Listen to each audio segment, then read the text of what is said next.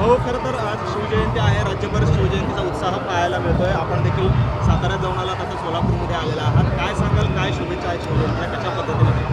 मी अखंड देशाचे आराध्य दैवत राजा शिवछत्रपतींची आज जयंती आहे आणि या जयंतीच्या उत्सवाच्या निमित्तानं देशभर ही जयंती साजरी होते आणि छत्रपती शिवाजी महाराजांनी स्वतःच्या कर्तृत्वानं जो आदर्श आपल्या सगळ्यांच्या समोर ठेवलेला आहे, या जयंतीच्या निमित्तानं आपण त्यांचे विचार, त्यांचा आदर्श घेऊन पुढे जाण्याचा एक चेतना या जयंतीतून आपण घेऊन जात असतो आणि त्याच प्रचंड मोठ्या उत्साहानं आज महाराष्ट्रभर शिवजयंती होते. सकाळी मी सातारमध्ये गेलो आणि खास करून सोलापूरच्या शिवजयंतीचा एक आनंद वेगळा असतो, एक सोहळा वेगळा असतो आणि ते आपल्या सगळ्यांना पाहायला मिळतं की अख्खं शहर या शिवजयंती उत्सवामध्ये सहभागी होतं आणि यातून राजा शिवछत्रपतींचा जो विचार आहे, जे आदर्श आपल्यासमोर आहे, तो यातून तरुण आणि युवा पिढीमध्ये खऱ्या अर्थानं संचारला जातो. खरं तर राज्यभर हा उत्साह सोलापूर, दुसरीकडे राजकीय वातावरण देखील तापलेलं आहे. आपल्या जे जिल्ह्यातले पालकमंत्री आहेत आपले शंभूराज देसाई साहेब, ते असं म्हणत आहेत की बाबा जयकुमार गोरे हे मोठे मंत्री आहेत, आम्हाला त्यांच्याबद्दल भीती वाटते. कारण जिल्हा परिषदेचा अध्यक्ष भाजपचा होणार असं ज्यावेळेस आपण विधान केलं त्यावेळेस त्यांनी तो टोला आपल्याला किंवा एक टोचा टोला लगावलेला आहे आपल्याला. कुणाला काय वाटतं हा ज्याचा विषय आहे. मी भारतीय जनता पक्षाचा कार्यकर्ता आहे आणि भारतीय जनता पक्षाचा कार्यकर्ता म्हणून मला माझ्या पक्षाचा जिल्हाध्यक्ष व्हावा जिल्हा परिषदेचा, हे वाटणं साहजिक आहे आणि ते मला वाटतं आणि ते मी वाटलं म्हणून व्यक्त झालो. याच्याबद्दल कुणाला काय वाटत असेल तो त्याचा विषय आहे. पण माझ्या भावना आहेत की माझ्या पक्षाचा जिल्हा परिषदेचा अध्यक्ष झाला पाहिजे.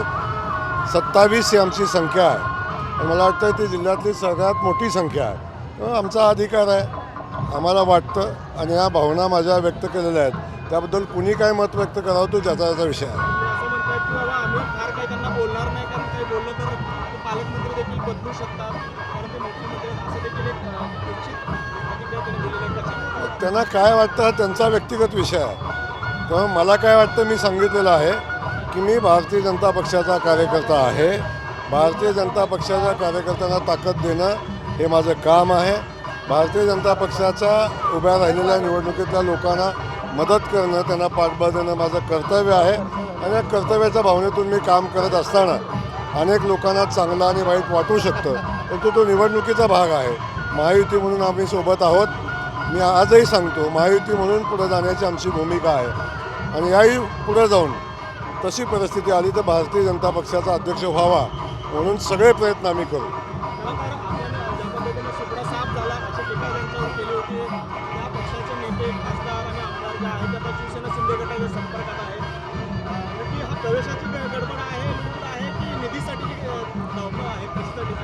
नाही, मुळात आमचा सुपडा साफ करायला चाललेल्या लोकांचा सुपडा साफ झालेला आहे.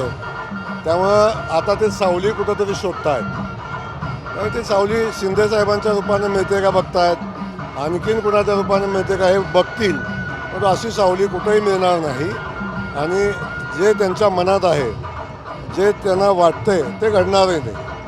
भाऊ, छत्रपती शाहू महाराज असं म्हणतायत की शिवाजी महाराजांचा आदर्श टिपू सुलतानांनी घेतलेला असण्याची शक्यता आहे. त्यांनी तशा पद्धतीनं काम केलेलं आहे. एकंदरीत हर्षवर्धन सत्कारानंतर नाही, मला वाटतं मी छत्रपती शिवाजी महाराजांचा मावळा आहे. तर मला महाराजांचा इतिहास माहिती आहे, मला टिपू सुलतानाचा इतिहास माहिती नाही. भाऊ, जे सोलापूर जिल्हा परिषदेच्या अध्यक्षपदाची देखील मोठी लगबग आहे, मोठी चुरस आहे.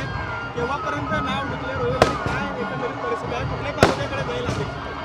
अजिबात सोलापूरच्या जिल्हा परिषदेच्या अध्यक्षपदाची चुरस नाही. भारतीय जनता पक्ष आमचा अनुशासित पक्ष आहे आणि भारतीय जनता पक्षाचं शीर्ष नेतृत्व जो निर्णय घेईल ते आमचे कार्यकर्ते शिरसंवाद मानून काम करतील. तेव्हा असा कुणाची शिफारस आजपर्यंत माझ्याजवळ पोचली नाही आमच्या श्रेष्ठींच्याकडे पोचलेली आहे. तेव्हा भारतीय जनता पक्षाचे आमचे नेते आदरणीय देवेंद्र फडणवीस साहेब, आदरणीय रवींद्र चव्हाण साहेब जो निर्णय घेतील तो आमचा जिल्हा परिषदेचा अध्यक्ष असेल.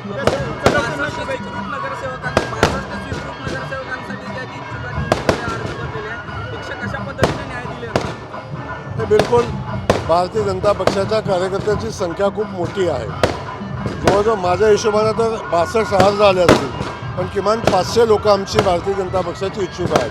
दुर्दैवानं सगळ्यांना न्याय द्यायची इच्छा आहे, पण दुर्दैवानं तो न्याय देणं शक्य नाही. 90 जागा आहेत. या 9 जागामध्ये जास्तीत जास्त संघटनेच्या लोकांना आणि वेगवेगळ्या क्षेत्रातल्या लोकांना न्याय द्यायचा प्रयत्न आम्ही करू आणि त्याची यादी आम्ही श्रेष्ठींच्याकडे पाठवलेली आहे. उद्या सकाळी ती यादी श्रेष्ठींच्याकडून येईल आणि आम्ही जाहीर करू. 5 वर्षासाठी सुप्रीम सदस्य राहतील का? काही आणि वर्ष माझं तर मत आहे की 2.5 वर्षासाठी असावं.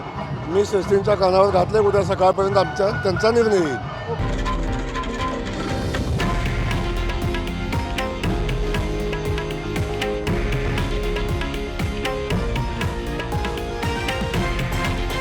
हे आहे देशातील नंबर 1 न्यूज नेटवर्क आणि आपण पाहत आहात TV9 मराठी, एकमेव.